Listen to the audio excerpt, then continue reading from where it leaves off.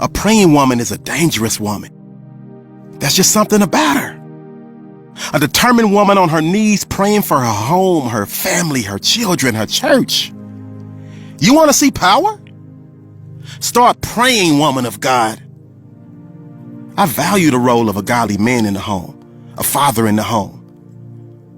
But I want to speak to the women. Many times, the first person in a home, the first person in our families to be sensitive to God is a praying woman. So I'm speaking to you, Mom. I'm speaking to you, lady. I'm speaking to you, Grandma. Keep on praying. Keep on seeking after God. You can have a powerful, godly influence in your home, on your family, on your marriage, at your job. God can use you to make an impact, to be the vessel through which He starts a revival. There is no one who can take your place, woman of God. You are needed as a resource in the body of Christ. Don't stop praying. You're part of the defense line for your family against the devil. And we need praying women who stand up and say no. This far, Satan, and no further. Women of God, we need to pray. A praying woman is a dangerous woman. Prayer is a force, and in the hands of a virtuous woman, the weapon of prayer is fierce and unstoppable. The power of prayer is the power of God. Prayer gives you strength in the middle of a storm. Be strong, strong in prayer. We are called to pray without ceasing, to pray always, to pray with perseverance. The battle is fought on your knees. The battle is won on your knees. We need praying women. We need praying mothers. We need to teach our daughters to pray, our sons to pray. Prayer is a lifeline. And on the other side is your answer from God. Prayer is your weapon. When the enemy attacks, pray. In your day of trouble, ladies, pray. You can't make it in this life without prayer. You can't live without prayer. At some point in your life, you will realize prayer changes things. Don't wait for trouble to come so that you pray.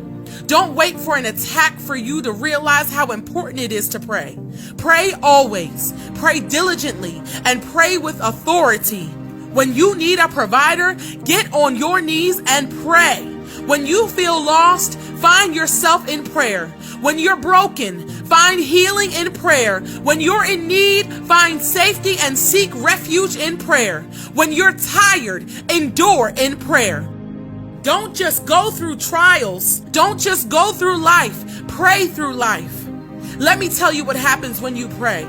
You cast down strongholds, break generational curses, wage war in the spirit. You break addiction. You gain knowledge in prayer. You build character in prayer. You bring the love of God back into your home, into your relationship. Everything about you changes when you are devoted to prayer. Breakthroughs are found in prayer. You find peace in your home through prayer.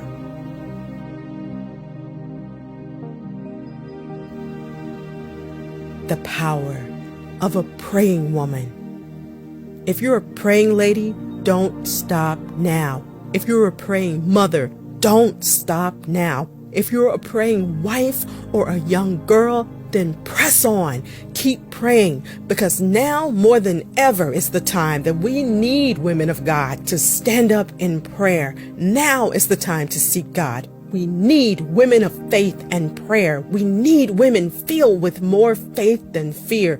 It's these kinds of women that can alter the destinies of their own families, of their children, of everything and everyone around them. Let me tell you something about a praying woman. A praying woman is dangerous. A woman of faith is dangerous. She goes to war in her prayer closet. The Shunammite woman's faith was so strong that she took the lifeless body of her son straight to the feet of God's servant, Elisha. And she was like, God, you deal with that. And I'm speaking to you right now. Take it to the Lord and tell him, God, You deal with this. You deal with my finances. You deal with my business. You deal with my kids, with my supervisor at work. The power of a praying woman can be seen on Hannah, crying, pleading, but more importantly, praying to the Lord. Give me a child. And her prayer moved God. You see, the power of a praying woman will push past her surroundings. It'll push past people's opinions. It pushes past the holier than thou people in church. It pushes boundaries and touches the hem of Jesus' garment. Let prayer be our portion. Let prayer be our passion. Let prayer be our practice. Let our prayers be intentional and intense. Let us be found at the throne of grace every day. Every day. Let us be found in our prayer closets. Let us be found at God's altar, in God's presence. Let us be found praying. We need to get to the stage where we say, I am tired, devil, of you pushing me around. I'm tired of you accusing me, trying to confuse me. I'm tired of you, devil, afflicting me, attacking me, trying to oppress me with fear and doubt, insecurities and feelings of low self-esteem. Get fired up and tell the devil no more. Pray to be set free. Pray for the victory. We must be a people with a cutting edge of mighty prayer, a people that disrupt and dislodge satanic forces that try to form strongholds in our homes, in our minds. I want to highlight the fact that one woman can make a difference by her powerful prayer. In fact,